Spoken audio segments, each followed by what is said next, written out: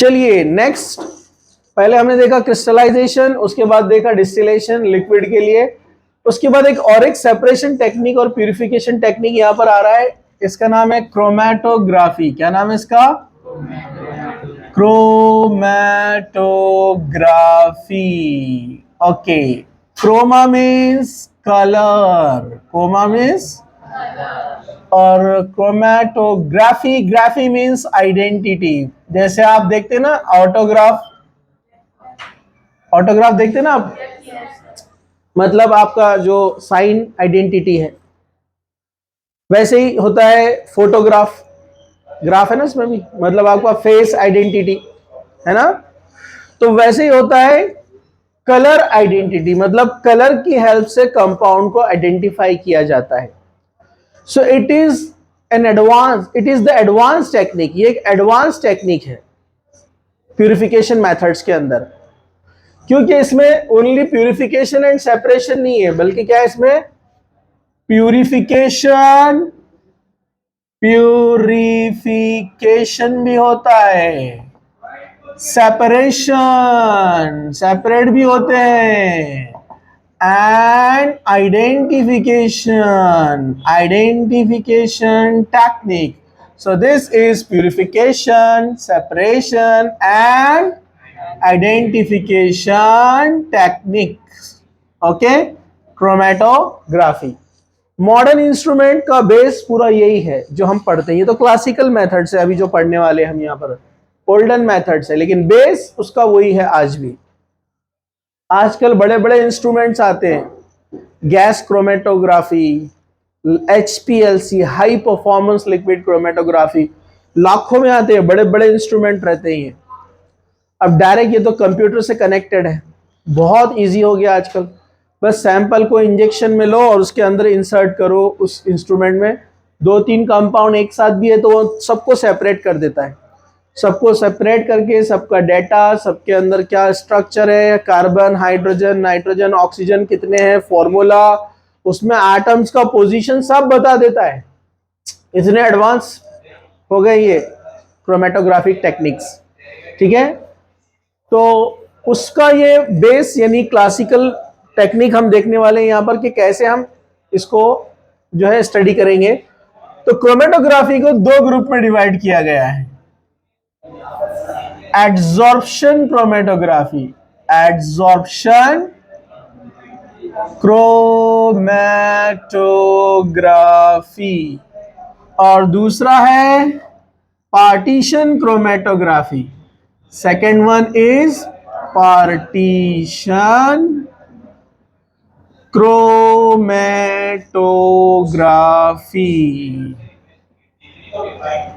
Okay, ये adsorption chromatography और ये वाला partition chromatography. Adsorption and absorption, ये आपने सुना होगा पहले। एब्जॉर्प्शन एक बल्क फेनोमेना होता है, ये हम एडजॉर्प्शन की बात कर रहे हैं, मैं अभी बता रहा हूं एब्जॉर्प्शन। एब्जॉर्प्शन मतलब क्या होता है, it is a bulk phenomena. क्या होता है ये? Bulk phenomena. आप बोलेंगे ये बल्क फेनोमेना क्या रहता है? जैसे अगर आपने लिया स्पॉन्ज, क्या लिया आपने? एक स्पॉन्ज, पता है ना आपको स्पॉन्ज, आपने स्पॉन्ज लिया, पानी में डिप करके निकाल लिया, ओके, ये बनता उठाओ, ठीक है। चलिए, अब ये स्पॉन्ज है, इसको पानी में डाला, पानी में से जैसे बाहर निकाला हैवी हो जाएगा। एक्चुअली स्पॉन्ज के अंदर बहुत सारे एम्प्टी पोर्स है, बहुत सारे क्या है उसमें खाली जगह है जिसमें पानी अंदर जाकर बैठ गया है, और पानी पूरा स्पंज में इक्वली डिस्ट्रीब्यूट हो गया हर जगह पर, समझा आपको? It is called bulk phenomena. क्या बोलते हैं इसको? Bulk phenomena. और इसी को कहते हैं एब्जॉर्प्शन। क्या बोलते हैं इसको? एब्जॉर्प्शन। दूसरा होता है एडजॉर्प्शन। एडजॉर्प्शन ये सरफेस फेनोमेना है। एडजॉर्प्शन, एडजॉर्प्शन क्या होता है? It is a surface phenomena, मतलब ये सरफेस के ऊपर होता है, नॉट इनसाइड। जैसे ये एक सॉलिड सरफेस है, इसके ऊपर धूल के पार्टिकल बैठे हुए, dust particle. This is adsorption. क्या बोलते हैं इसको? एड्सॉर्प्शन। ये एड्सॉर्ब, जो एड्सॉर्ब होता है एड्सॉर्बेट, और ये एड्सॉर्बेंट जहां पर हुआ है, ठीक है। तो इसको वो जान दो, उसको हमको डिटेल में नहीं जाना है। यहां पर एड्सॉर्प्शन होने वाला है, मतलब ये आपके डेस्क पे ऊपर जो धूल मिट्टी बैठी है, ये एड्सॉर्प्शन है। जैसे आपकी किताबें जो आपने खरीदे थे पढ़ाई के लिए, अभी तक उसको टच नहीं किया तो उस पर धूल बैठ गई ना, तो ये एग्जाम्पल है एड्सॉर्प्शन का। समझा क्या? अरे समझा क्या?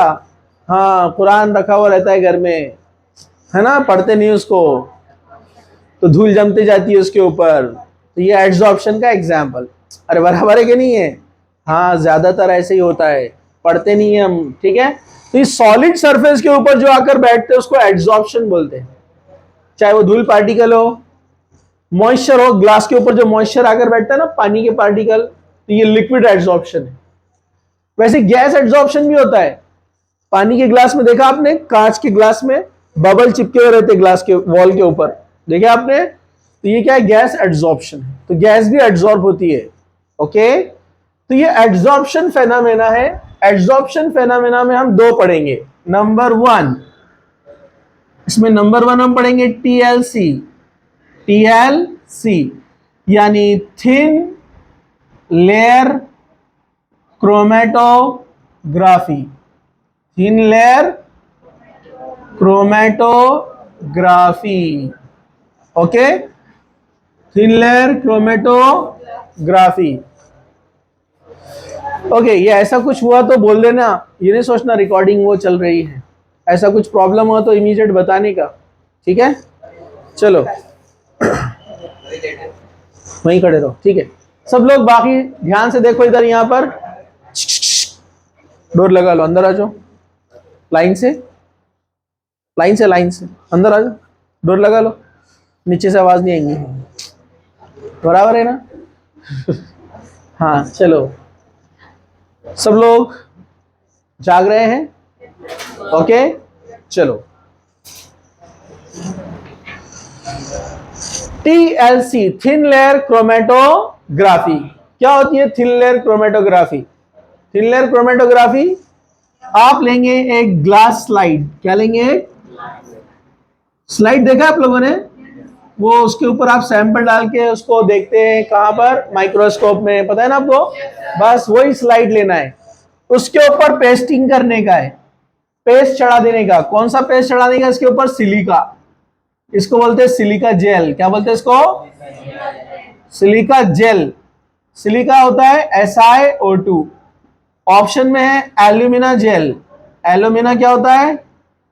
Al2O3। बिल्कुल उसको एक सॉल्वेंट में डिसॉल्व करके पेस्ट तैयार किया जाता है, उसके ऊपर मार देते हैं, बिल्कुल ऐसे लगता है जैसे चूना मारा हुआ है, व्हाइट वॉश, ठीक है। उसको ड्राई कर लेने का। ड्राई करने के बाद क्या करने का? सैंपल लेने का, जो सैंपल को अपने को सेपरेट करना है। फॉर एग्जांपल इसमें ABC 3 कंपाउंड मिक्स है, ठीक है। तो एक सूटेबल सॉल्वेंट लेकर, कोई ईथर वगैरह जनरली लेते हैं, उसमें सॉल्वेंट डालकर उसको डिसॉल्व कर देने का, सैंपल तैयार हो गया, ठीक है। ठीक है, फ्रॉम द बॉटम, बॉटम से 1 इंच या 2 इंच ऊपर, सेंटीमीटर बोलेंगे, 1 सेंटीमीटर या 2 सेंटीमीटर ऊपर इसका स्पॉट बनाने का। स्पॉट, स्पॉट मतलब एक कैपिलरी ग्लास ट्यूब आती है, बहुत पतली होती है, इससे आप आसानी से ड्रॉप कैच कर सकते हैं। एक ग्लास ट्यूब आता है, क्या बोलते हैं इसको? कैपिलरी। कैपिलरी एक्शन पढ़ा होगा ना आपने, 3 ट्यूब रहती है, हाँ, उसमें डिप करने का, स्पॉट बनाते जाने का, डिप करने का, मतलब सैंपल को आपने यहां जमा दिया, ठीक है। उसके बाद ये स्लाइड को डिप करने का एक बीकर में, जिसके अंदर रखा हुआ है एक सॉल्वेंट, स्पेशली ईथर लिया जाता है यहां पर, जो कि टच करना चाहिए नियर टू दी स्पॉट। ये स्पॉट लगाया हमने, स्पॉट बोले तो कौन है? अपना सैंपल। स्पॉट मतलब कौन है? सैंपल, जिसमें 3 कंपाउंड मिक्स है, ABC, ओके, ठीक है। ये जो ग्लास स्लाइड हमने लिया है, इस ग्लास स्लाइड को कहते हैं स्टेशनरी फेज, क्या बोलते हैं इसको?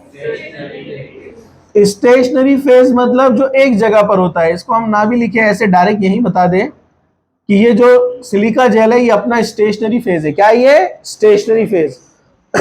यहां पर हमने लिया है डाई इथाइल ईथर। क्या लिया है?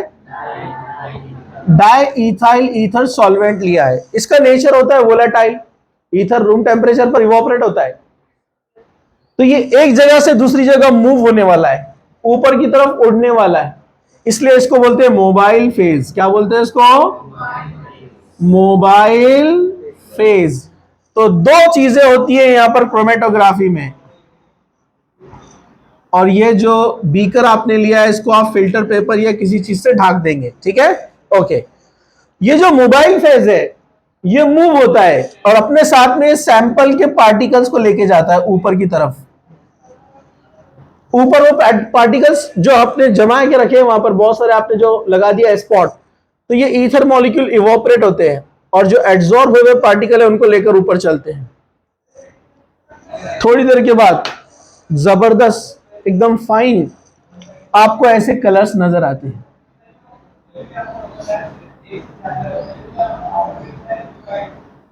आपको ऐसे एक कलर दिखेगा, ब्लू, ऑरेंज, येलो, कोई भी हो सकता है।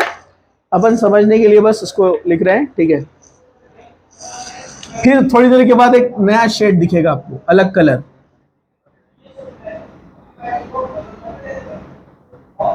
फिर थोड़ी देर के बाद आपको एक और एक मिलेगा।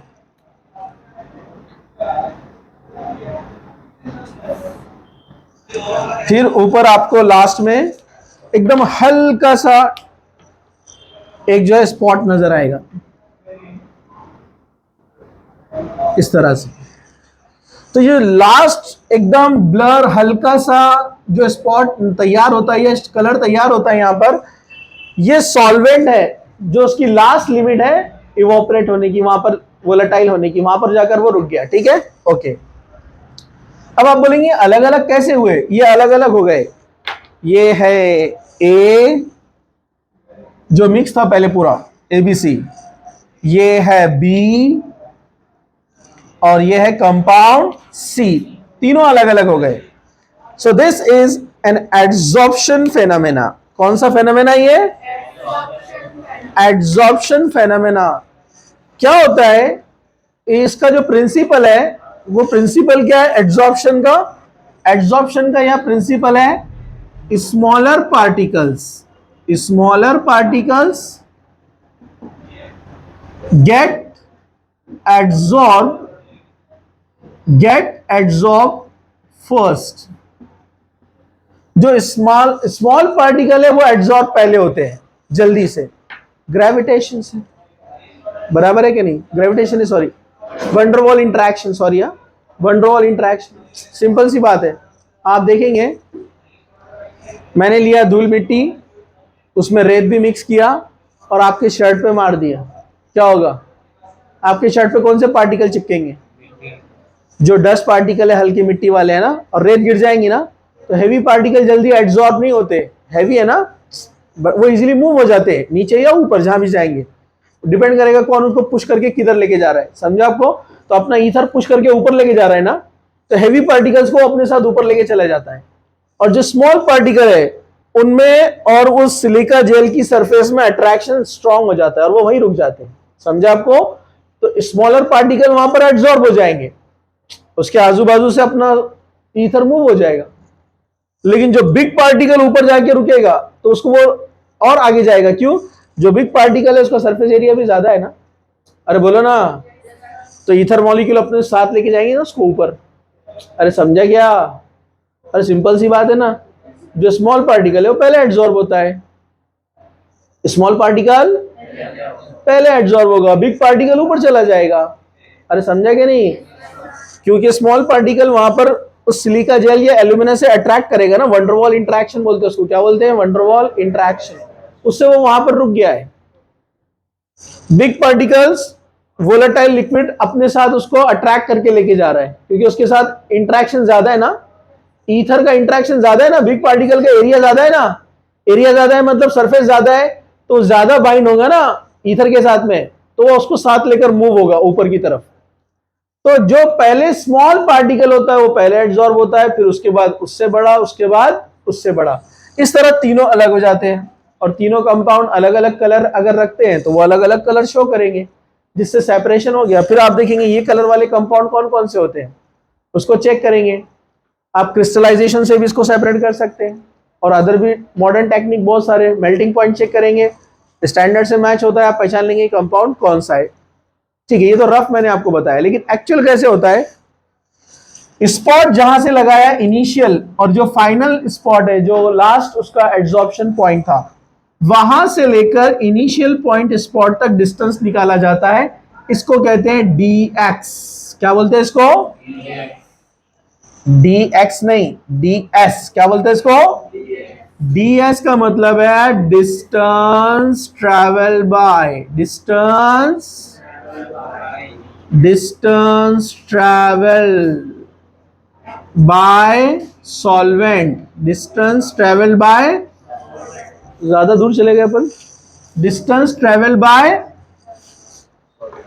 कपड़ा कहां गया, distance travel bye solvent, distance travelled by solvent. अब अपने को ये ए को आइडेंटिफाई करना है, तो हम क्या करेंगे, स्केल से ये डिस्टेंस को निकालेंगे, यहां से इनिशियल स्पॉट से। तो डिस्टेंस ट्रेवल बाय दी ए, तो उसको बोलते हैं dxa। dx मतलब distance travel by the sample, जो ऑर्गेनिक कंपाउंड था। ए क्यों लिखा? ए के लिए ना, बी के लिए बी लिखेंगे, सी के लिए सी। तो what is dx? Distance travelled by sample. फिर इसका रेशो निकालते हैं, उसको बोलते हैं RF value. RF value retardation factor. क्या बोलते हैं इसको? दिख रहा है कि रिटार्डेशन फैक्टर इसमें दिख रहा है? नो नो, ठीक है। आरएफ क्या होता है? आरएफ शारक का भाई, अरे नहीं, रिटार्डेशन फैक्टर बोलते हैं उसको। कैसे निकालते हैं retardation factor? RF is equal to distance traveled by the substance upon distance traveled by the solvent। अपने सब्सटेंस ने कितना डिस्टेंस ट्रेवल किया ऊपर लिख दो, एंड पॉइंट सॉल्वेंट ने कितना डिस्टेंस ट्रेवल किया नीचे लिख दो, उसका आंसर आएगा कोई ना कोई, उसको बोलते हैं RF। बस अपना जो RF वैल्यू आया, स्टैंडर्ड में बुक में जाकर देख लो आप, स्टैंडर्ड RF वैल्यू से जो मैच हो रहा वो कंपाउंड वही है। समझा आपको? आप क्या करेंगे, ब्लू कलर वाले कौन कौन से कंपाउंड रहते चेक करेंगे, मालूम पड़ गया इतने 15-20 कंपाउंड ब्लू कलर वाले रहते हैं, ठीक है। फिर आप उसमें देखेंगे ये सारे कंपाउंड्स में RF वैल्यू किसका कौन सा है, अपना RF वैल्यू किसके RF से मैच होता है। अब वो स्टैंडर्ड RF वैल्यू कहां से आए? साइंटिस्ट दिवाली की छुट्टियों में खाली बैठे थे, उन्होंने क्या करे, पूरे RF वैल्यूज निकाल ली। अरे समझा क्या? आप लोग मामू के पास नानी के पास जाते, वो लोग ये काम करते हैं। समझा आपको? तो ऑलरेडी बहुत सारे कंपाउंड जितने भी डिस्कवर हुए हैं सबका RF वैल्यू निकाला हुआ है। समझा? क्योंकि सबकी जो एड्सॉर्प्शन एबिलिटी है, चाहे वो एक्सपेरिमेंट आप इंडिया में करो, अमेरिका में करो, श्रीलंका में करो, वही आएगा ना। तो स्टैंडर्ड बन गया ना। समझा? तो इससे आप आइडेंटिफाई, देखो, सेपरेशन, प्यूरिफिकेशन एंड आइडेंटिफिकेशन। समझा क्या? हाँ। अब सॉरी, इसका एक हुआ है TLC, थिन लेयर क्रोमेटोग्राफी। अब इसका दूसरा एड्सॉर्प्शन का दूसरा है कॉलम क्रोमेटोग्राफी। कौन सा है? Column chromatography. अपन थोड़ा सा कंजूसी करेंगे, अतिक्रमण, थोड़ा कंजूसी। सब लोग जरा ध्यान से देखो, ये पार्टीशन क्रोमेटोग्राफी तो समझ में आ गया ना आपको? हाँ, ये दो ग्रुप में लिया ना हमने, एड्सॉर्प्शन एंड पार्टीशन। तो एड्सॉर्प्शन में पहला कौन है? TLC। अब दूसरा कौन है? Column chromatography.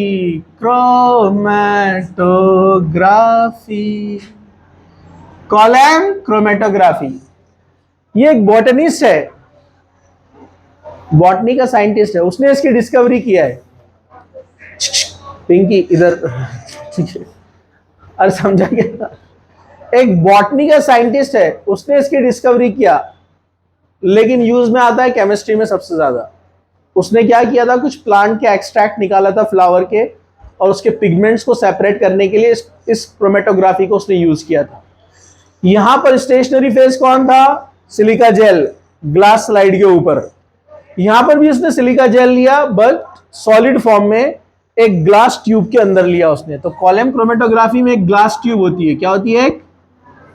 एक ग्लास ट्यूब होती है, बहुत छोटा ट्यूब, इतना सा आता है, ये फाइबर में भी आ रहा है आजकल, ठीक है। तो ये ग्लास ट्यूब होती है, आप इंटरनेट पे देख सकते हैं इसको। ये एक ग्लास ट्यूब होती है जिसके अंदर सिलिका जेल या एल्यूमिना जेल रहता है और नीचे टैब रहता है, ये ठीक है। यहां पर सिलिका जेल या एल्यूमिना जेल को फिल किया जाता है। ये इस तरह से नहीं दिखते इतने बड़े बबल्स, ये बॉल्स, ये आपको समझाने के लिए मैं ऐसे बना रहा हूं, ठीक है। इसमें सिलिका जेल को फिल कर दिया है। कैसे दिखता है पता है आपको? ये जैसे ग्लास टेस्ट ट्यूब में आपने चॉक पाउडर को भर दिया है।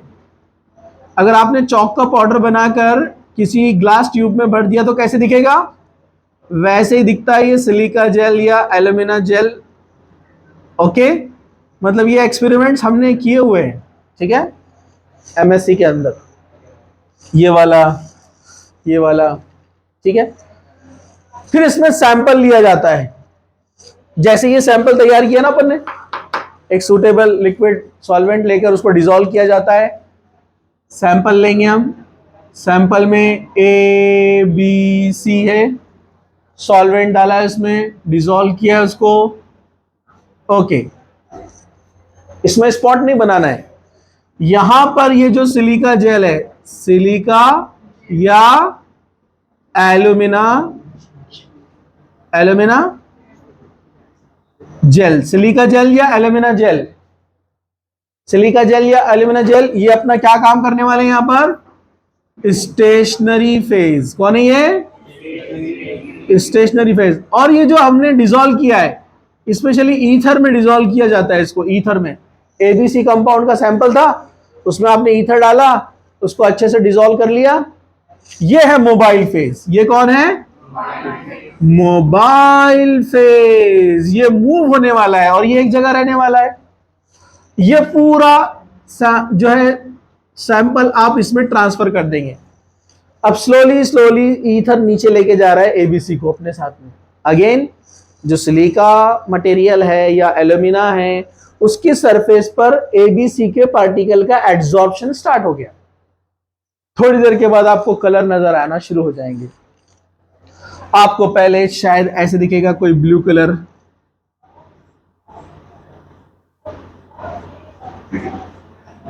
उसके बाद आपको दिखेगा ग्रीन कलर, समझो ए सेपरेट हो गया। फिर उसके बाद ग्रीन, एकदम फाइन कलर्स नजर आते, एकदम अच्छे, एकदम ठीक है। फिर उसके बाद रेड, ऑरेंज, येलो, ब्लू, जितने भी ऑर्गेनिक कंपाउंड जनरली होते हैं, जो कलर्ड वाले कंपाउंड जिसको हम इजीली, स्पेशली ये क्या के लिए यूज होते हैं पता है आपको? ऑर्गेनिक कंपाउंड में तो कलर ज्यादा नहीं होते हैं। ये कहां पर यूज होते हैं? मेटल आयंस को सेपरेट करने के लिए। कहां पर? मेटल आयंस को। इसका तो इंतकाल हो गया, ठीक है। चलो, ये सेपरेशन इस तरह से हुआ। इसको आइडेंटिफाई करने का थोड़ा डिफरेंट टेक्निक है। क्या करते हैं? ये टैब नीचे से खोल देते हैं।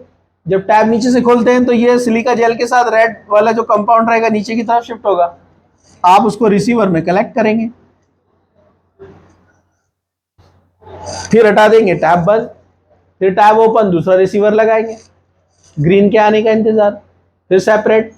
फिर अंदर क्या रहेगा? जैसे आपने ये सी वाले को निकाल दिया तो अंदर सी कंपाउंड भी और सिलिका जेल भी है। तो फिर आप ईथर लेकर उसको वॉश करेंगे सिलिका जेल को, तो ईथर और कंपाउंड सी अंदर रह जाएगा, उसको आप फिल्टर करके निकाल देंगे, सिलिका जेल ऊपर रह जाएगा और नीचे आ जाएगा कंपाउंड सी विद सॉल्वेंट। समझा आपको? फिर आप सॉल्वेंट को उड़ाने के लिए छोड़ देंगे, बचेगा जो नीचे कंपाउंड कौन रहेगा? सी। उसको ड्राई करेंगे, अच्छे से सुखाएंगे, फिर उसका मेल्टिंग पॉइंट चेक करेंगे। वो जिससे मैच हुआ वो कंपाउंड वो रहेगा। समझा? इसको बोलते हैं कॉलम क्रोमेटोग्राफी, क्योंकि इसमें कॉलम यूज किया जाता है, ग्लास कॉलम या फाइबर कॉलम। ठीक है, तो इसका भी बेस क्या है? एड्सॉर्प्शन। इसका भी बेस क्या है? एड्सॉर्प्शन। उसके बाद थर्ड वाला आता है जो कि सेकंड उसका क्लासिफिकेशन है, ग्रुप है, वो कौन है? Partition chromatography. कौन है वो? Partition chromatography. पार्टीशन क्रोमेटोग्राफी, भूलने का नहीं। ये किसके अंडर हेडिंग में है? Adsorption chromatography. पार्टीशन का एक ही दिया हुआ है आपको, और वो है पेपर क्रोमेटोग्राफी। थोड़ा ध्यान से देखो आप, पेपर क्रोमेटोग्राफी। ये दिखने में सेम है टीएलसी की तरह, लेकिन यहां ग्लास स्लाइड यूज किया है, यहां पर पेपर यूज किया है। तो पेपर के अंदर एब्जॉर्प्शन होता है, इनसाइड मूव होता है कैपिलरी की तरह। पेपर में एब्जॉर्प्शन नहीं होता है। जैसे अगर आपने टिश्यू पेपर लिया, टिश्यू पेपर का एक कॉर्नर आप पानी के पास रखिए, वो ऑटोमेटिक पूरा पानी ले लेता है अंदर। टेबल के ऊपर पानी पड़ा हुआ है तो आप देखो, है ना? उनको बोल के बच्चों को 5 मिनट रुको, बोलिए 2 मिनट। गेटिंग? अगर आपने टिश्यू पेपर लिया, उसको टेबल पे रखा जहां पर थोड़ा पानी पड़ा हुआ है, एक कॉर्नर पेपर का आप रखो, पेपर के अंदर पूरा पानी आ जाता है, क्योंकि पेपर के अंदर एम्प्टी पोर्स होते हैं, समझे, जिससे वो आसानी से पानी को अपने अंदर ले लेता है। तो यहां पर इसको पार्टीशन क्रोमेटोग्राफी कहेंगे हम, एड्सॉर्प्शन नहीं है ये। जैसा ये है ना ग्लास स्लाइड, उसकी जगह यहां पेपर लिया, स्पेशल पेपर आता है, इसको बोलते हैं क्रोमेटोग्राफिक पेपर। क्या बोलते हैं इसको? Chromatographic paper. इसको हम फोल्ड कर लेंगे, ऐसे फोल्ड, सिलिंड्रिकल। पेपर को फोल्ड किया तो सिलेंडर बनता है ना, तो ये देखो हमने उसको सिलिंड्रिकली ऐसे फोल्ड कर दिया, ये पेपर है।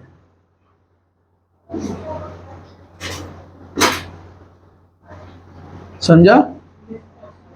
इसको आप धागे की मदद से बांध देंगे या स्टैपल कर देंगे दोनों साइड से, ताकि वो खुल ना जाए। फिर अपना जो कंपाउंड ऑलरेडी तैयार है, मिक्सचर एबीसी का, सेम उसको कैपिलरी की हेल्प से क्या करेंगे? स्पॉट बनाएंगे। ये स्पॉट बना दिया अपन ने, तो वो उसको एब्जॉर्ब कर लेगा। फिर इसको हम ईथर के अंदर डिप कर देंगे, जैसे पिछले वाले में लिया ना टीएलसी के अंदर, और ऊपर से एक पेपर रख दिया हमने। ठीक है, और यहां पर आप स्पॉट को ऐसे रखेंगे कि बहुत नियरली टच होना चाहिए वो सॉल्वेंट को। सॉल्वेंट जनरली कौन होता है? ईथर। इनको हम क्या बोलते हैं? Mobile phase. क्या बोलते हैं हम इसको? Mobile phase. और यहां पर पेपर क्या काम कर रहा है? Stationary phase. पेपर है स्टेशनरी फेज। बस थोड़ी देर के बाद क्या होगा? स्पॉट्स नजर आना शुरू हो जाएंगे। आपको पहले मिलेगा थोड़ा सा हल्का हल्का हल्का, ऊपर जाने के बाद ब्लू कलर का स्पॉट, मतलब कंपाउंड ए। फिर आगे जाएंगे तो मूव करेंगे तो आपको दूसरा कलर नजर आएगा, एक और एक स्पॉट नजर आएगा बी। फिर और आगे जाएंगे आप, एक नया स्पॉट आपको नजर आएगा सी, और ऊपर हल्का सा एक स्पॉट नजर आएगा एंड पॉइंट। समझा आपको? सेम इसका भी डिस्टेंस वैसे निकालेंगे हम, डिस्टेंस ट्रेवल बाय सॉल्वेंट, और ए का निकालना है distance travel by sample. A B C का निकाल सकते हो बिल्कुल ऐसा, सिर्फ इसकी आरएफ वैल्यू इसकी आरएफ वैल्यू अलग रहने वाली है। रीजन, ये ग्लास पे हो रहा है और वो पेपर पे हो रहा है, तो वैल्यूज अलग अलग आएंगी ना। ये है क्रोमेटोग्राफिक टेक्निक्स। समझा? नेक्स्ट लेक्चर में कंटिन्यू करते हैं। फोटो और स्टॉप।